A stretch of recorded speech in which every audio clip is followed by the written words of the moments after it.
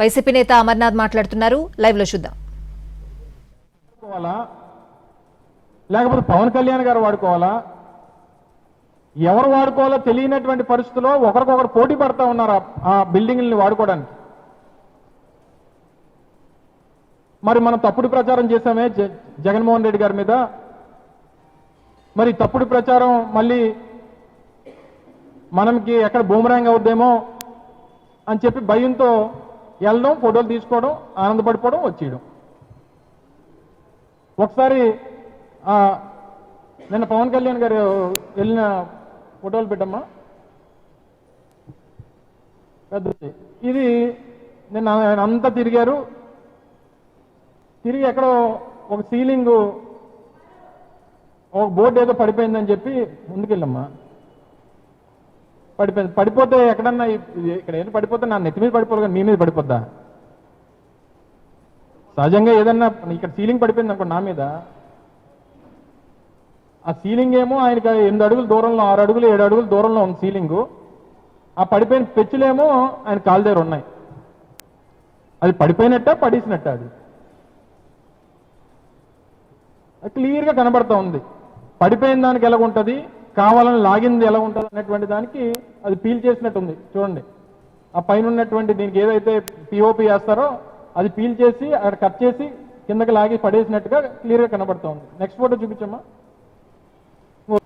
వారిద్దరు కూడా చూడండి, ఆ పైన కూడా క్లియర్గా ఏదో కత్తితో కట్ చేసినట్టుగా క్లియర్గా కనబడతా ఉంది. కిందన ఒక కుర్రోడు ఉన్నటువంటి ఏడ్ చేస్తున్నట్టు చూడండి. ఆయన అది క్లోజర్ చేయమ్మా. అది వీడియో తీస్తున్నాడు.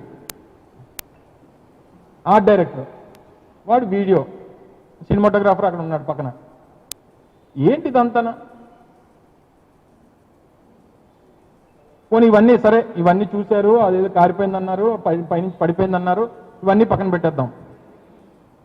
ఒకసారి అమరావతిలో చంద్రబాబు నాయుడు గారు కట్టిన కట్టడాలు తీయమ్మా ఒకసారి. పక్కకి వెళ్ళా వీడియో మరి ప్లే చేద్దాం. ముందు ఫోటో చూపించు ఒకసారి. ఇది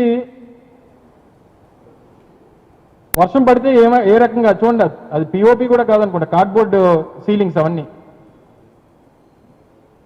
అది చంద్రబాబు నాయుడు గారు దాదాపు 5,000-10,000 కోట్ల రూపాయలు పెట్టి అడుక్కి 13,000 రూపాయలు కాంట్రాక్ట్ ఇచ్చి 13,000 రూపాయల కాంట్రాక్ట్తో కట్టించినటువంటి బిల్డింగ్లకు వచ్చినటువంటి గతి అది. ఆ వీడియో చూపించాము ఒకసారి. ఏ రకంగా వర్షం పడితే ఆ రూముల్లోకి వాటర్ వచ్చిందో ఇవన్నీ చూపించాము ఒకసారి. ఇవి ఆంధ్రప్రదేశ్ సెక్రటేరియట్.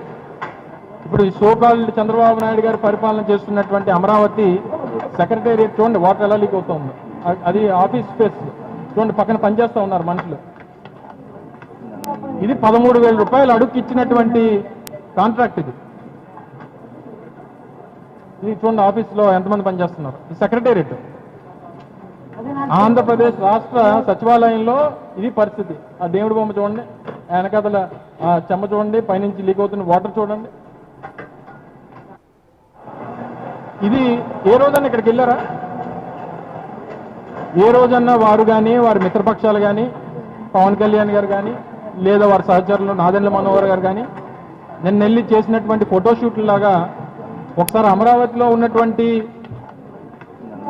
ఆ బిల్డింగ్ల దగ్గర కూడా వెళ్తే మీరు 13,000 రూపాయలు పెట్టి కట్టినటువంటి కన్స్ట్రక్షన్స్ వాటి పరిస్థితి ఏంటో అనేటువంటిది ఇది పరిస్థితి. మరి మీరు రోజు రుషికొండ ప్యాలెస్ అని చెప్పి తప్పుడు ఈరోజు వారి పత్రికల్లో కూడా, ఇది ఆంధ్రజ్యోతి పత్రిక, దీని మీద శీతాకాలంలోగా వినియోగంలోకి రుషికొండ ప్యాలెస్. ఇది ఒకటి ఎలాగా ఎక్కడికక్కడ ప్రతి సందర్భంలో కూడా వాళ్ళు దీన్ని ప్యాలెస్ అని, జగన్మోహన్ రెడ్డి గారి ఇల్లు అని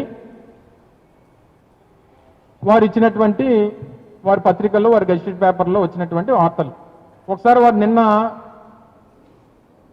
పవన్ కళ్యాణ్ గారు, మనోహర్ గారు, అలాగే వీళ్ళందరూ కలిసి విజిట్ చేసిన తర్వాత నిన్న సాయంత్రం ఒక జీవో ఇచ్చారు రాష్ట్ర ప్రభుత్వం.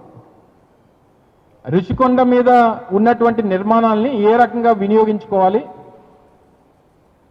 అనే దాని మీద ముగ్గురు మంత్రుల తాలూకా ఉపసంఘాన్ని నియమిస్తూ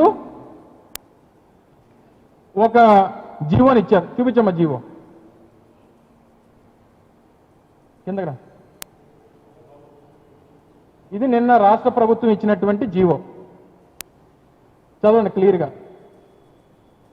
constitution of a committee of group of ministers to study and recommend the way forward for a proper utilisation of the idle resort. Utilisation of the idle resort at Rishikonda. రాయాల్సింది కదా జగన్మోహన్ రెడ్డి గారి ప్యాలెస్ అని, రిషికొండ ప్యాలెస్ అని రాయాల్సింది కదా. జగన్మోహన్ రెడ్డి గారి ఇల్లు అని రాయాల్సింది కదా. జగన్మోహన్ రెడ్డి గారి బిల్డింగ్లు అని చెప్పి, జగన్మోహన్ రెడ్డి గారి సొంత ఆస్తి అని చెప్పి మీరు చేసినటువంటి తప్పుడు ప్రచారాన్ని మీ జీవోల్లో మెన్షన్ చేయాల్సింది కదా. మరి జీవోలో రిసార్ట్ అని ఎందుకు మెన్షన్ చేశారు? మరి దీని ప్రకారం అన్నా మేము చెప్తుంది నిజం అనేటువంటిది ఈ రోజు కన్నా ప్రజలు నమ్ముతారు కదా. మీరు చేసినటువంటి తప్పుడు ప్రచారం అని చెప్పి చాలా మంది చదువుకున్నటువంటి వారు కూడా అపోహపడేటువంటి విధంగా మీరు తప్పుడు ప్రచారం, గోబెల్స్ ప్రచారం చేశారు. ఈరోజు ఐడిల్ రిసార్ట్ అని చెప్పి, రిసార్ట్ అని నేరుగా ఈ రాష్ట్ర ప్రభుత్వమే ఎవరైతే ఆరోపణలు చేసినటువంటి ఇదే చంద్రబాబు నాయుడు, ఆరోపణలు చేసినటువంటి ఇదే నారా లోకేష్, ఆరోపణలు చేసినటువంటి ఇదే డిప్యూటీ సీఎం పవన్ కళ్యాణ్ గారు మరి ఈరోజు జీవో వచ్చేసరికి రిసార్ట్ అని ఎందుకు మెన్షన్ చేశారు?